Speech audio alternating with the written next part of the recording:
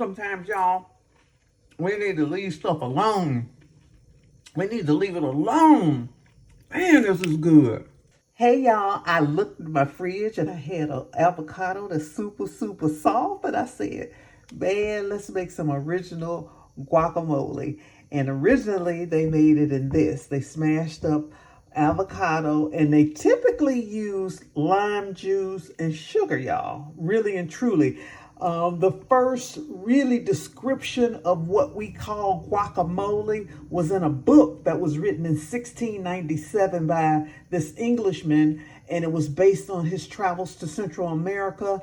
And when he got there, what he saw was people smashing up avocados and putting a little sugar in it and putting a little lime juice in it. But the first traditional type recipe, because this wasn't considered a recipe, it was just something that he noticed, that he noted in the book. But the traditional recipe for guacamole calls for avocado, cilantro, lime juice, onions, and jalapeno. So let's make that up. Hey, can I say this on a side note? I know y'all see online with all of the chefs and stuff showing you how to take the seed out of an avocado, but I kind of disagree with that because I know that a lot of people cut themselves when they're trying to put their knife in the avocado and then twist it and then pull the seed out. Inexperienced cooks, which are the majority of cooks that's on social media, will cut themselves doing that. And I want to caution you against that. As a beginner cook, get your avocado to this state to where it's soft enough so you can just roll the avocado around with your fingers and you can pull that seed right out. I haven't had to put a knife in there at all. I just moved it around with my hand, and this is how soft the avocado is, but it's still fresh. Okay, so do that instead of sticking that knife in there, because that knife people don't realize how sharp knives are when you buy them brand new and you're using them on a regular basis. Knives are really, really sharp, and you can cut yourself and damage yourself really, really bad. So I want to caution you against that, and just say that I just want to say that I respect chefs, and I know that they've put in the 10,000 plus hours doing everything that they're showing you, so they are masters in that particular technique. But we're not chefs, y'all. We're regular home cooks, and we have to think about safety first. Safety first. Get your avocado ripe and use your hands or use a spoon. Either way works. Okay? Okay. As you can see, my little mortar pestle is small, but we gonna make it work. I just wanted to show y'all how it was initially done, and they would mix the cilantro and the lime juice and the salt and pepper and the jalapenos and onions in here. But right now, I'm getting ready to move this out of here and put it in a little bowl so we can taste it. Isn't that beautiful? And that's just got a little lime juice in there. I'm gonna add a little salt. And you don't need a lot of salt with it. And then I'm gonna add the cilantro and the onions and stuff, and then we're gonna taste it up. But isn't it, avocado is such a beautiful fruit. There's a little onions and a little bit of jalapenos. I don't want a lot of jalapenos in mine, so just a little bit of jalapenos. Taste.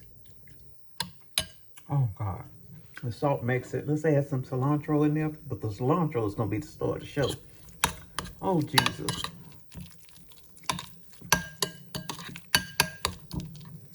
And this was the original version of guacamole. No tomatoes. That is so good, y'all. Wow. Yo, can I tell y'all how good this is? This is so good. And it doesn't have tomatoes in it. It's just the original version.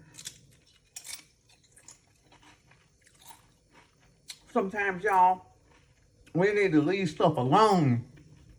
We need to leave it alone. Man, this is good. All right, let's go sit down and eat it.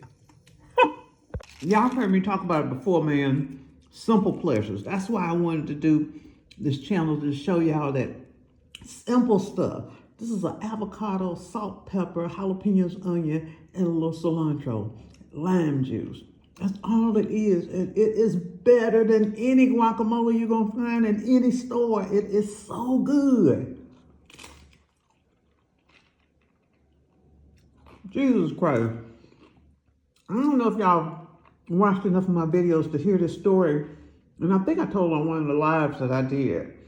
How when I was a little girl, this commercial that stuck with me all my life. And I'm in my mid-60s and it's still with me. Because when I was a little girl, I used to tell my mom, I'm going to write songs for commercials. Because I used to love commercials.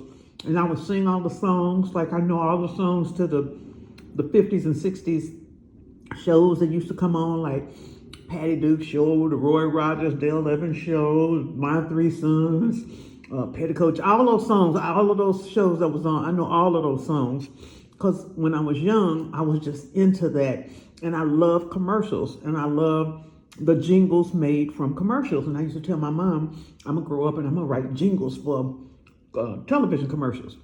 Well, one of them stuck with me so much that it has never, ever, ever, I've never lost sight of it. And it was for Van Camp's Pork and Beans. And the commercial was Simple Pleasures Are the Best.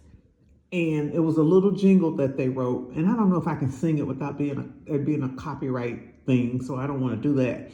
But it was basically simple pleasures are the best. Life simple pleasures are the best. And that's kind of what I want to communicate across to the beginner cooks out there. A lot of times you see a lot of elaborate dishes being made on social media about what you can do with this and what you can do with that and how to fry chicken and how to fry fish. And you know you can fry it this way. You know you can put this on it. You know you can do it that way. When really and truly, if you get back to the basics, using one or two ingredients, using simple ingredients, using what's in your pantry, what's in your refrigerator, you will discover that the simple things are the better things.